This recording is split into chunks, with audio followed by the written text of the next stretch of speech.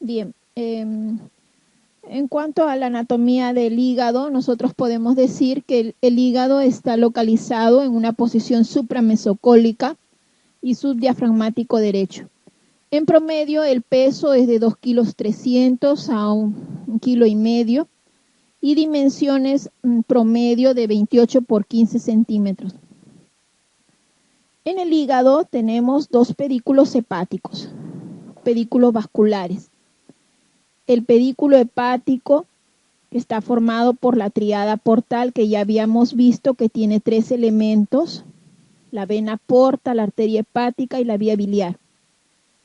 Y el pedículo suprahepático, que está formada por las 3 grandes venas suprahepáticas. Macroscópicamente nosotros podemos ver la cara anterior del hígado. La cara anterior del hígado, vamos a ver que está adosado el ligamento falciforme, repliegue peritoneal, que se va a continuar hacia atrás como ligamento coronario y hacia los lados como ligamento triangular. Del borde inferior del hígado podemos observar la vesícula biliar. Esta está adosada a la cara inferior del hígado. Y el ligamento falciforme, que lo encontramos adherido a la cara anterior del hígado, se continúa en la cara inferior como ligamento redondo. Entonces vemos a la cara inferior del hígado, vamos a distinguir ya el ligamento redondo, la vesícula biliar adosada a la cara inferior del hígado, en una hendidura llamada fosa oval o fosa cística, y entre la vesícula biliar y el ligamento redondo un lóbulo, el lóbulo cuadrado.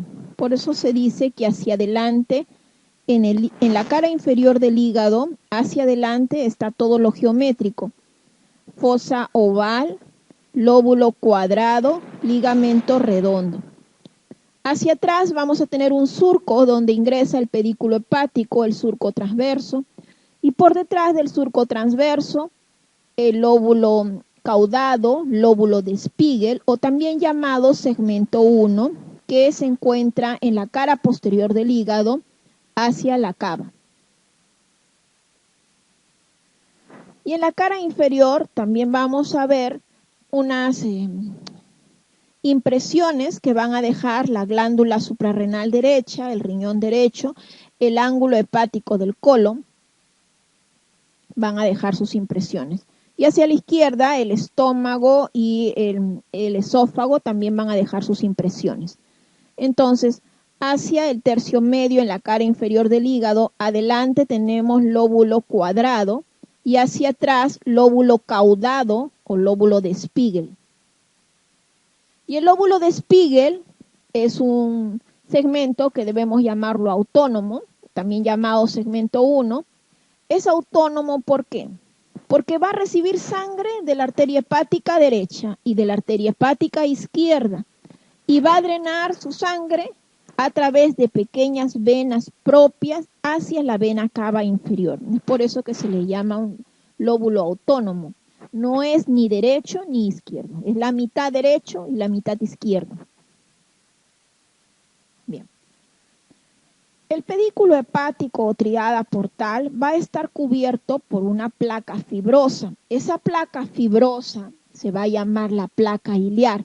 La placa iliar va a envolver todo el pedículo hepático, incluso cuando éste se bifurca y ingresa al interior del hígado para hacer lo que conocemos como la segmentación hepática o segmentación funcional del hígado, la segmentación de Cuinot, que divide al hígado en 8 segmentos.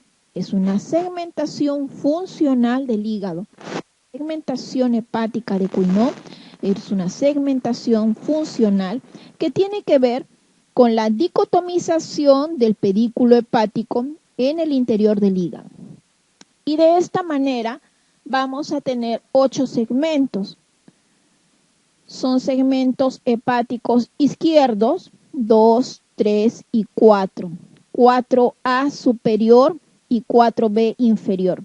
Y la división del segmento 4 en segmento superior e inferior lo va a hacer la rama portal izquierda.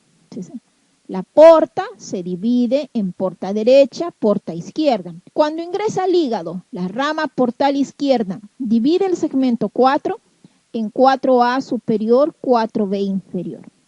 A su vez, la porta derecha se va a dividir en el interior del hígado y va a dirigirse hacia los segmentos hepáticos derecho 5, 6, 7 y 8. Pero se va a dividir de la siguiente manera. La porta derecha va a dar una rama anterior para los segmentos 5 y 8 y una rama posterior para los segmentos 6 y 7. De tal manera que cuando hablamos de sectores, sector lateral derecho son los segmentos 6 y 7. Sector medial derecho son los segmentos 5 y 8. Sector lateral izquierdo, 2 y 3. Sector medial izquierdo, 4A, 4B.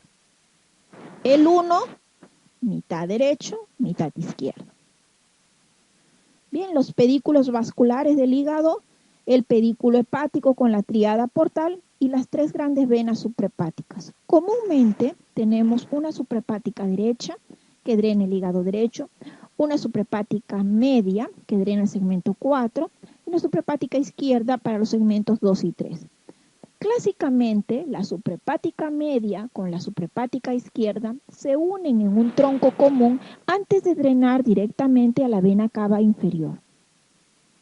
Nuevamente, el pedículo suprahepático, la suprahepática derecha, la suprahepática media, que se une a la suprahepática izquierda antes de drenar directamente hacia la vena cava inferior. Y si observamos la cara inferior del hígado, de acuerdo a la segmentación de Cuinot, dije, son segmentos del lado derecho, 5, 6, 7 y 8, y segmentos del lado izquierdo, 2, 3 y 4. La vesícula biliar está adosada a la cara inferior del hígado entre el segmento 5, que corresponde al hígado derecho, y el segmento 4B, que corresponde al hígado izquierdo. Entonces yo puedo decir, la vesícula biliar está adosada al hígado entre el lóbulo derecho y el lóbulo, ¿cómo se llama? ¿Cómo se llama este lóbulo? Cuadrado. La vesícula biliar está adosada al hígado entre el lóbulo derecho y el lóbulo cuadrado, que corresponde al 4B o 4 inferior. Y en las divisiones de la porta se divide, una porta para el 2, 3 y otra porta para el 4, y para el lado derecho una anterior. Sector medial derecho son el 5 y el 8, sector lateral derecho el 6 y 7.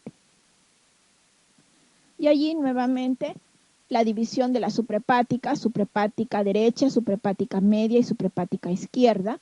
El pedículo hepático ingresa y la vesícula se encuentra entre el segmento 5 y el segmento 4B. Hablamos de hígado derecho, segmentos 5, 6, 7 y 8. Hígado izquierdo, 2, 3 y 4. Hay una nomenclatura anglosajona que hablan de lóbulo izquierdo. Cuando hablamos de hígado izquierdo es 2, 3 y 4. Cuando hablamos de lóbulo izquierdo, es el segmento 2, 3. Lóbulo hepático izquierdo, 2, 3. Que vendría a ser comúnmente llamado el sector lateral izquierdo. Ahora, el ligamento falciforme que está adosado al hígado, a la cara anterior, no divide al todo el hígado en derecho e izquierdo.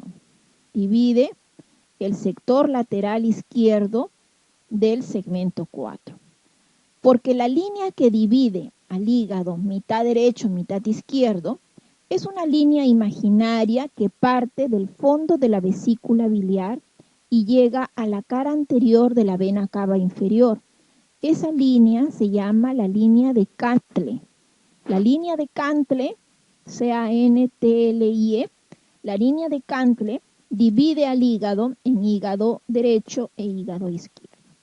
El ligamento falciforme Divide al hígado en el sector lateral izquierdo del sector medial izquierdo. Bien, ahí nuevamente pedículo hepático y las tres grandes venas suprahepáticas. Es sector lateral derecho, 6 hacia la punta, 7 por debajo del diafragma. Sector medial derecho es 5 y 8. Sector lateral izquierdo, 2 y 3. Sector medial izquierdo, 4A, 4B. Y el ligamento falciforme se adosa a la cara anterior del hígado y divide el segmento 4 para un lado y para el lado izquierdo el sector lateral izquierdo, 2, 3. La vesícula está adosada al hígado entre el segmento 5 y el segmento 4B. La vena cava inferior se encuentra retrohepática, detrás del hígado. Y entre la cava inferior y la bifurcación de la porta tenemos un segmento hepático. Aquí el 9 y el 1 corresponde a un mismo segmento 1. Todo el segmento 1 o lóbulo de Spiegel. Bien, ahí nuevamente ambos pedículos hepáticos. La segmentación de Quinault es una segmentación funcional. Eso no lo podemos ver a la macroscopía. Para poder observar hay que ligar los pedículos y observar la isquemia de esa zona. Es la única manera de poder observar esta segmentación de Quinault, que es una segmentación funcional. Bien. Y la bilis se drena a partir del hígado y va a formar el hígado derecho, finalmente termina en conducto hepático derecho, y el hígado izquierdo en conducto hepático izquierdo.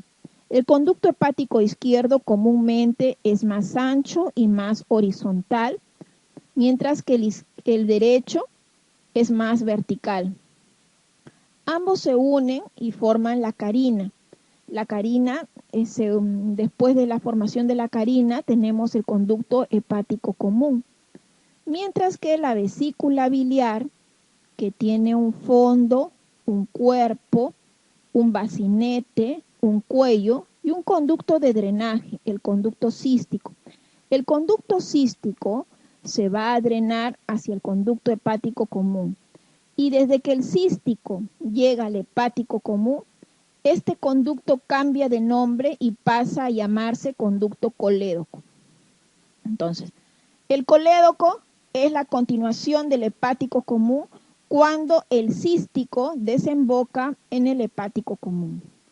En el interior del conducto cístico se encuentran unas pequeñas válvulas que impiden el reflujo de la bilis. Estas válvulas se llaman válvulas de Heister. Se llama vía biliar principal a la unión del hepático común más el colédoco. Y ya formado el colédoco tiene una porción supraduodenal, otra retroduodenal, otra intrapancreática y otra intraduodenal, hasta que desemboca en la cara interna de la segunda porción del duodeno a nivel de la ampolla de Vater. Entonces, dije, la vesícula tiene un fondo, un cuerpo, un bacinete, un cuello y un conducto de drenaje, el conducto cístico. Observen cómo la vesícula biliar está firmemente adherida a la primera porción del duodeno o bulbo duodenal. Y este es un punto importante, es el nivel del plano transpilórico que ocurre a nivel del cuerpo vertebral de L1.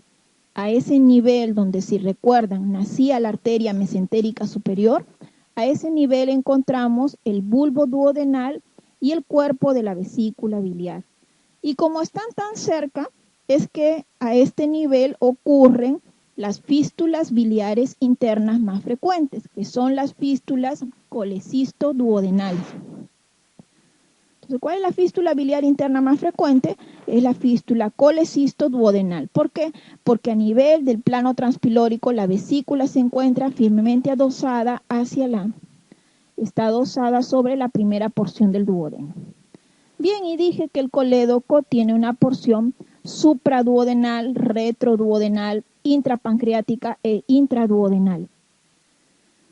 A nivel del duodeno, el colédoco distal va a desembocar conjuntamente con el conducto pancreático principal o conducto de Wirsum a nivel de la ampolla de Vater.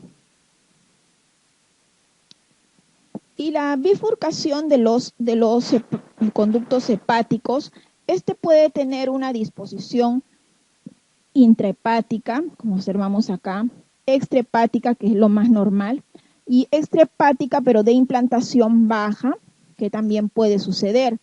Son en estos casos de implantación baja de la bifurcación en que fácilmente se puede confundir el conducto hepático derecho como si fuera un conducto cístico. A su vez, también hay variantes anatómicas en lo que es la desembocadura del conducto cístico. Desemboca de manera angular en 75% de casos, de manera paralela a la vía biliar en 20% de casos y menos frecuente de manera en espiral, que puede ser a su vez por la cara posterior o por la cara anterior en 5% de casos.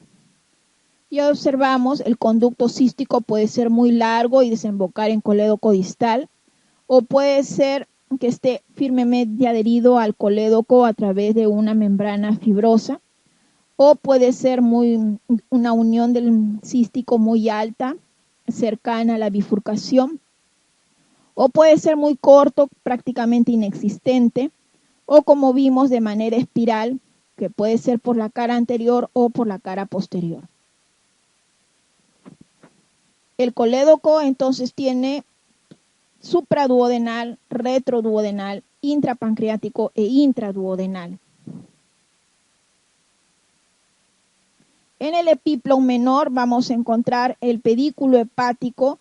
En el borde lateral o borde pediculado del epíplon menor encontramos la tríada portal o pedículo hepático, arteria hepática y vía biliar, y detrás la vena porta.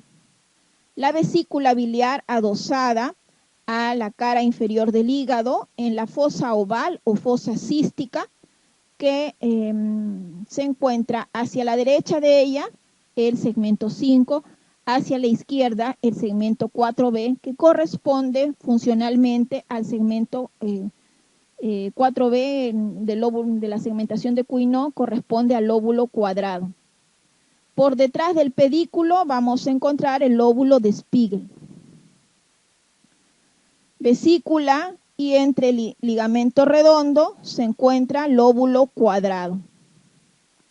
El ligamento falciforme se continúa en la cara inferior como ligamento redondo. Bien. Entonces el colédoco puede ser supraduodenal, retroduodenal, intrapancreático o intraduodenal. Y en su porción intraduodenal se va a unir al conducto pancreático principal o conducto de Wirsum para desembocar a nivel de la segunda porción del duodeno.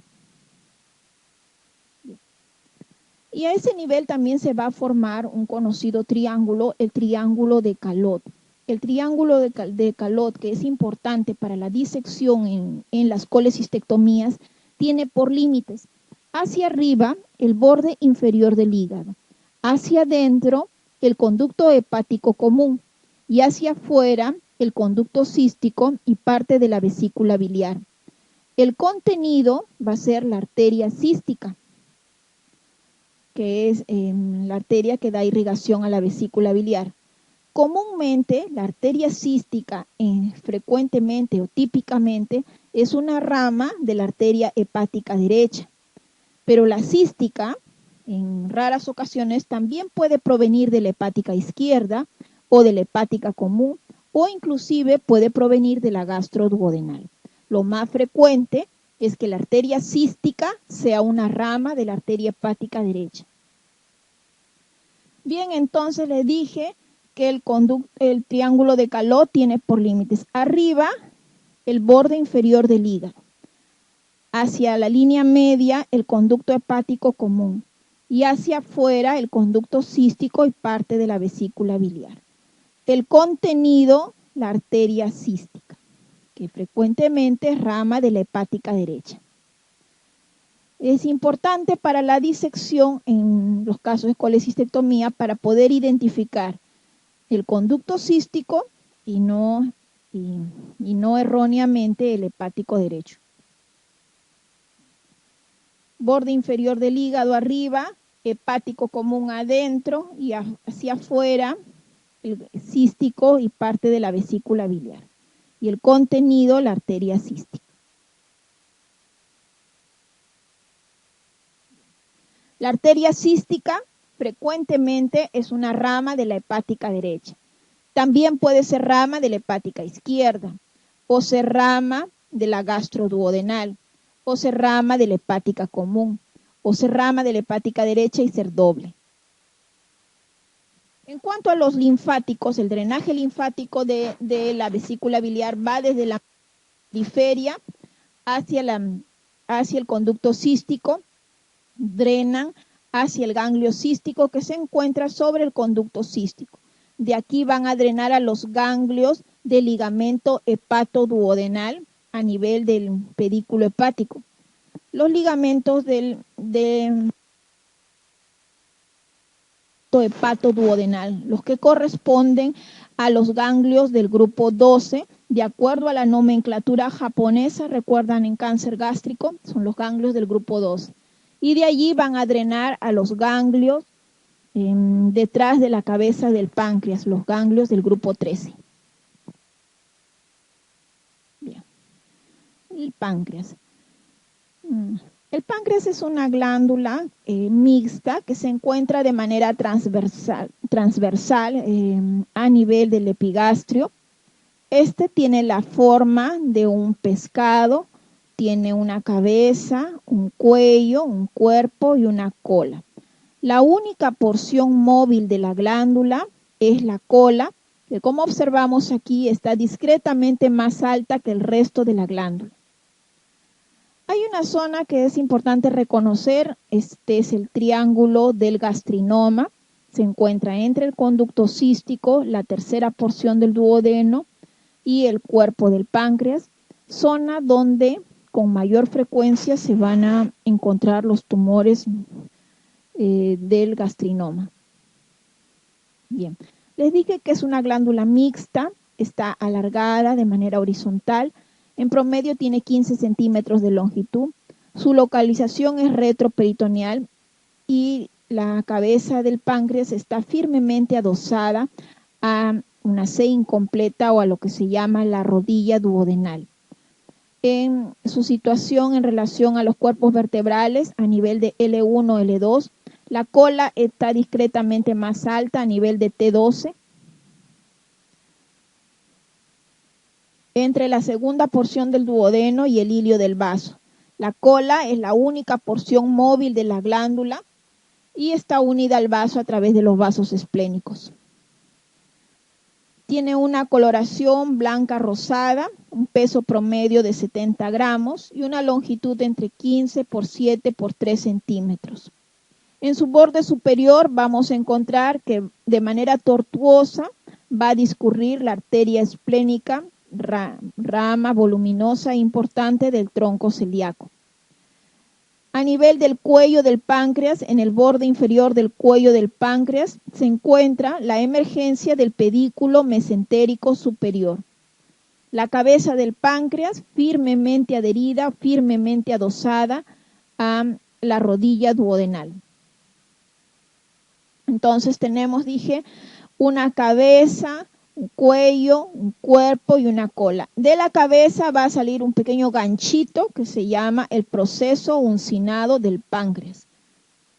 Una cabeza, un cuello, un cuerpo, una cola. Por el borde inferior del cuello del páncreas, la emergencia del pedículo mesentérico superior. Y detrás del pedículo mesentérico superior, un ganchito del páncreas, el proceso uncinado del páncreas. Recordemos que cuando vimos en el ángulo aorto-mesentérico estaban de arriba abajo, aquí no se ve, la vena renal izquierda, el proceso uncinado del páncreas y la tercera porción del duodeno. Histológicamente, bueno, una histología ductal de los de acinos y los islotes de Langerhans. En peso, los islotes de Langerhans, que vienen a ser la parte endocrina de la glándula, constituyen 1 a 1.5% del total del peso de la glándula pancreática. Están distribuidos de forma difusa estos islotes y en su interior se encuentran las células beta, alfa, delta y P, que son productoras, las células alfa de glucagón, las beta de insulina, las células delta de somatostatina. Desde el punto de vista exócrino, el drenaje exócrino del páncreas se realiza a través de dos conductos pancreáticos. Pancreático principal o conducto de Wirsum es el que se va a unir al colédoco distal y va a drenar a nivel de la ampolla de Vater en la segunda porción del duodeno. Hay un conducto pancreático secundario o también llamado conducto de Santorini. Este desemboca por encima de la ampolla de Vater en una carúncula, la carúncula menor. Entonces, desde el punto de vista exócrino, el páncreas tiene dos conductos de drenaje. Un conducto pancreático principal o conducto de Wirsum que desemboca conjuntamente con el conducto colédoco distal en la ampolla de Vater. Y un conducto pancreático secundario o conducto de Santorini que desemboca por encima de la ampolla de Vater en la carúncula menor, también en la segunda porción del duodeno. Conducto pancreático principal o conducto de Wirsum, conducto pancreático secundario o conducto de Santorini. Vemos como la vesícula está muy cercana a la primera porción del duodeno o bulbo duodenal. Por el borde inferior del cuello del páncreas, la emergencia del pedículo mesentérico superior. El vaso. El vaso está fijado a través de un epiplon. El epiplon es gastroesplénico, un repliegue peritoneal que une la curvatura mayor del estómago al vaso, y a ese nivel vamos a encontrar los vasos cortos. El ligamento espleno-renal, importante porque contiene a la arteria esplénica, y está fijado a una celda que está formado, una celda, la celda frénica o celda diafragmática, hacia la parte externa y superior, y hacia el borde interno, la curvatura mayor del estómago y la cola del páncreas, que como dije, la cola del páncreas es móvil. La irrigación del vaso se realiza a través de la arteria esplénica, la arteria más voluminosa del tronco celíaco. Es tortuosa, corre a lo largo del borde superior del páncreas hasta llegar al hilio esplénico, pero antes va a dar la arteria gastroepiploica izquierda, esa que es anastomosa con la gastroepiploica derecha, que es rama de la gastroduodenal, y también va a dar la arteria polar superior. La arteria polar superior va a dar los vasos cortos para la curvatura, para el fondo gástrico. El drenaje venoso a través de la vena esplénica, y va a recibir a la vena gastroepiploica izquierda los vasos gástricos que vienen de los vasos cortos y pancreático duodenales. Va a unirse a la mesentérica inferior formando el tronco espleno-mesentérico, y como tronco espleno-mesentérico se va a unir a la vena mesentérica superior para la formación de la vena porta. Internamente, una arquitectura dividida por un entramado de tejido conjuntivo que genera el compartimentos del órgano del vaso. Bien.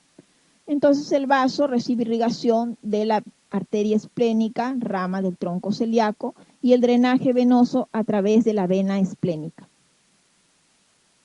Bien. El riñón. Los riñones ya son retroperitoneales. Se van a encontrar en el retroperitoneo lateralmente a los grandes vasos, a la vena cava inferior y a la aorta, y a las cadenas linfáticas, el tronco, el conducto torácico. En la parte superior de ambos riñones se observan unas pequeñas glándulas, las glándulas suprarrenales, o también se llaman las cápsulas. Y podemos observar, la suprarrenal derecha va a tener la forma triangular, mientras que la suprarrenal izquierda tiene la forma de un gorrito. De aquí fácilmente se observa que la suprarrenal derecha tiene relaciones con, bueno, el riñón, el polo superior del riñón derecho, la vena cava inferior y acá adelante el borde inferior del hígado. Mientras que la suprarrenal izquierda tiene relaciones con el riñón, la curvatura mayor del estómago y el páncreas. Su situación es retroperitoneal a ambos lados. Se dice que va desde las dos últimas vértebras torácicas a las dos primeras vértebras lumbares. Es de forma alargada, tiene un borde externo, un borde interno, un hilio por donde va a ingresar el pedículo renal y los plexos nerviosos y los ganglios linfáticos y la pelvis renal. Dije, bueno, esta es una vista posterior, por lo tanto, aquí a este nivel vamos a tener el riñón derecho. El riñón derecho es discretamente más bajo que el riñón izquierdo. ¿Por qué? Porque la glándula hepática hace descender el riñón derecho. Se extiende desde las dos últimas vértebras torácicas, por lo tanto, el riñón izquierdo a nivel de T11, el riñón derecho a nivel de T12, hasta las dos primeras lumbares. El riñón derecho a nivel de L2 y el riñón izquierdo a nivel de L1. El riñón derecho, debido a la presencia del hígado, es más bajo que el izquierdo. En promedio tienen 12 a 13 centímetros por 6 por 4 de espesor y un peso promedio de 140 gramos. Está cubierta por una fascia que forma una celda rodeada de una grasa perirrenal. Una configuración externa, un borde externo, un borde interno en donde se encuentra el hilio renal. En la parte superior una glándula, en el polo superior del riñón una glándula, la glándula suprarrenal. ¿Qué es suprarrenales? La izquierda tiene forma de un gorro, mientras que la derecha tiene una forma triangular o de prisma. La izquierda relacionada con el páncreas, el estómago, bueno, y polo inferior, superior del riñón, mientras que la derecha está adosada a la cara lateral de la cava y al borde inferior del hígado. Bien. De la configuración externa del riñón vamos a ver que está cubierto por una cápsula, la cápsula renal.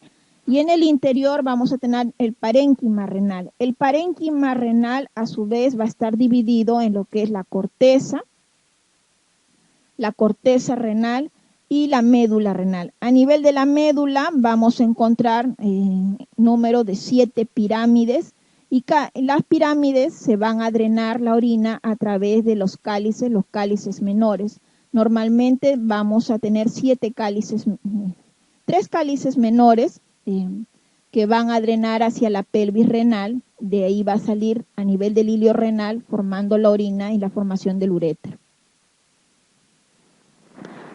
La irrigación va a estar dada por las arterias renales. Las arterias renales son ramas de la cara lateral de la aorta abdominal descendente. De la cara lateral van a salir las arterias renales. Antes de que lleguen a dar irrigación al riñón, van a dar las arterias capsular inferior para la glándula suprarrenal y va a dar la arteria ureteral superior también para el tercio superior del uréter. Luego llegan al hilio renal y dentro del riñón se van a subdividir en arterias segmentales, primero las arterias segmentarias y posteriormente las arterias lobares. A nivel de la corteza renal llegan como arterias radiadas. A nivel de la corteza va a llegar la irrigación a través de las arterias radiadas. La irrigación del riñón es una irrigación terminal. Ello permite que puedan hacerse resecciones segmentarias. Toda la irrigación que llega hasta la periferia del riñón es terminal. Bien, el drenaje se hace a través de las venas renales. Como vimos, la vena renal izquierda es más larga, ambas drenan directamente hacia la vena cava inferior, pero la vena renal izquierda antes va a recibir a las venas gonadales, también va a recibir a las venas capsulares que vienen de la suprarrenal antes de drenar a la vena cava inferior. Bien, el estómago. La primera porción del aparato digestivo en el abdomen. Este órgano nos va a servir como reservorio temporal del bolo alimenticio antes de que siga el tránsito intestinal. Tiene por porciones un fondo, un cuerpo, el antro antes de llegar al píloro, una curvatura menor que se relaciona con el hígado, una curvatura mayor que se relaciona con el vaso y el colon transverso. Las rotaciones embriológicas del estómago hacen que la posición más superficial del estómago sea la posición antropilórica, mientras que el fondo es de localización más posterior en el estómago. A nivel del fondo y el cuerpo, histológicamente se van a encontrar las células parietales, las células principales, las células parietales que van a producir el ácido clorhídrico y el factor intrínseco, y las células principales que van a producir el pepsinógeno. A nivel antropilórico vamos a tener las glándulas mucosas, que dije, nivel antropilórico está en una posición más superficial en relación al fondo. En cuanto a las capas musculares, vamos a tener una capa muscular longitudinal externa, una capa muscular circular media y también una capa muscular oblicua interna. Tres capas musculares en el estómago. Las relaciones van a ser con el hígado a través del epiplon menor, con el colon transverso a través del epiplon mayor y con el vaso a través del epiplon gastroesplénico. El ángulo, el punto de unión entre el cárdiax y el fondo gástrico forma un ángulo. Una línea vertical que pasa por ese ángulo, a ese nivel vamos a tener el ángulo de His. Y un punto más distal en la curvatura menor del estómago, vamos a trazar una línea perpendicular hacia la curvatura mayor del estómago y otra línea perpendicular hacia el píloro. Vamos a tener el antro gástrico. Bien. El estómago entonces se relaciona hacia la derecha en la curvatura menor con el hígado y hacia la izquierda con el vaso. En la parte posterior, la cara posterior del estómago queda frente al cuerpo y la cola del páncreas, el espacio que se va a formar, la bolsa omental o transcavidad de los epiplones. Ya habíamos visto su circulación, tiene dos círculos arteriales, un círculo arterial menor, un círculo arterial en la curvatura menor, que es gástrica izquierda y gástrica derecha, y un círculo arterial en la curvatura mayor, gastroepiploica izquierda, rama de la esplénica, gastroepiploica derecha, rama de la gastroduodenal. Y los vasos cortos que vienen de la esplénica directamente o pueden venir también a través de la polar superior y la polar superior dar los vasos cortos.